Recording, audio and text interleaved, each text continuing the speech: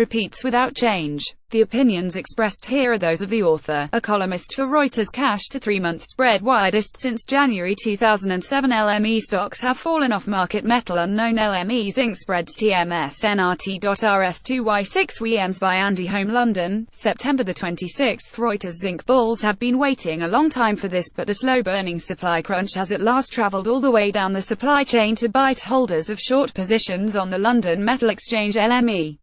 LME time spreads exploded last week, and they've grown wilder still this week. The benchmark cash to 3-month spread CMZN03 closed on Monday at a backwardation of $66 a ton. That's the widest cash premium since January 2007. Contraction of the forward curve reflects acute tightness on the cash date itself, as evidenced by continuing turbulence within even the shortest dated of LME spreads. With exchange stocks falling and more metal being cancelled before physical loadout, those who have taken short positions look set for a torrid time. However, this sort of extreme tightness on the LME could yet prove a double-edged sword for bulls if it sucks hidden metal out of off-market storage.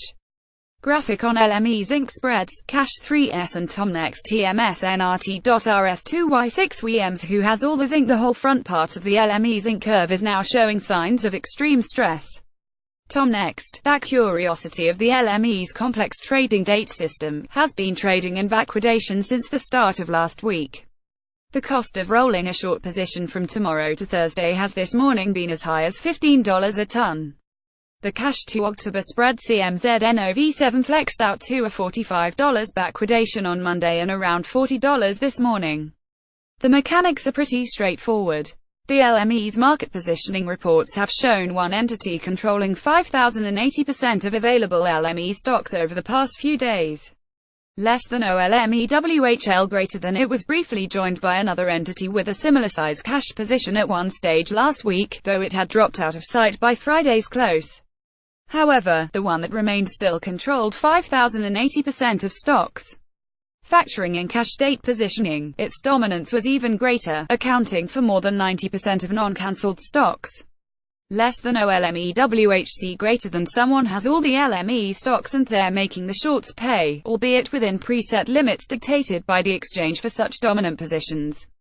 Falling stocks. LME inventory is itself a moving target. Headline stocks have fallen by 39% this year to 260,325 tons, hovering around levels last seen in 2008. The key stocks metric at times of tightness, however, is not the headline figure but how much live tonnage is in the system. What the LME terms on-warrant tonnage is the real stock's liquidity base, and those dominant position ratios are calculated against it. And on-warrant stocks have again dipped sharply lower. This morning's LME stocks report showed 23,050 tons of metal stored at New Orleans moving to the cancelled category, leaving on-warrant stocks at 128,100 tons. What is already a tight market, in other words, could become even tighter. Or, if you hold short positions, even more financially painful. What's out there? Those with LME short positions always have a third option beyond closing out the position or rolling it forwards. They could deliver against the position if they have access to physical metal. Which raises the question of how much more zinc is out there beyond the reach of the LME warehouse system. The zinc market has been wrong-footed in the past, most recently in 2015, by the sudden appearance of previously hidden stocks. 2 years of a tightening physical supply chain should mean there is far less hidden material than in the past, but there are still good reasons for caution. Zinc is still occasionally entering the LME system in reasonable size volumes. Last week brought 7,750 tons of arrivals at New Orleans. This is not only where most of the LME stocks are located but is also where a lot of zinc has been sitting in non-me sheds in recent years. Arrivals here are probably nothing of the sort, just metal being rotated out of financing deals back into the LME system. But it's not only New Orleans.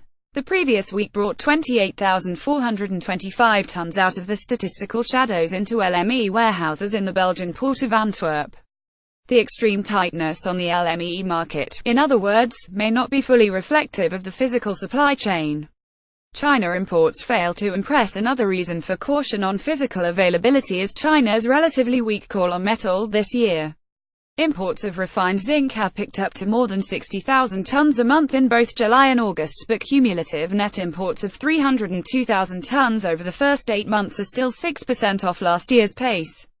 And last year was a weak year for Chinese zinc imports. At 424,000 tons, inbound flows were the lowest since 2011. This is curious, given that China is supposed to be particularly vulnerable to global raw materials tightness and is itself suffering supply chain disruption because of environmental inspections at mines and smelters. Stocks registered with the Shanghai Futures Exchange (SHFE) are low, having fallen 86,000 tons since the start of January to 67,225 tons last Friday. All of which suggests China should be importing more refined zinc than ever. That is what is happening to sister metal lead, which is struggling with similar supply issues. But while bulls will take comfort from the past 2 months' stronger import figures, the overall trend is still humdrum by historical standards. Testing availability: there is simply no way of accurately measuring stocks of zinc outside of exchange warehouses, with as many estimates as there are analysts. But if there is metal available, the current incentive to deliver it to LME sheds is as high as it has been in a decade. The current backwardated structure of the LME curve should, in theory, suck metal out of the off-market shadows. We're all about to find out whether theory translates into reality. Our standards to Thomson Reuters Trust Principles.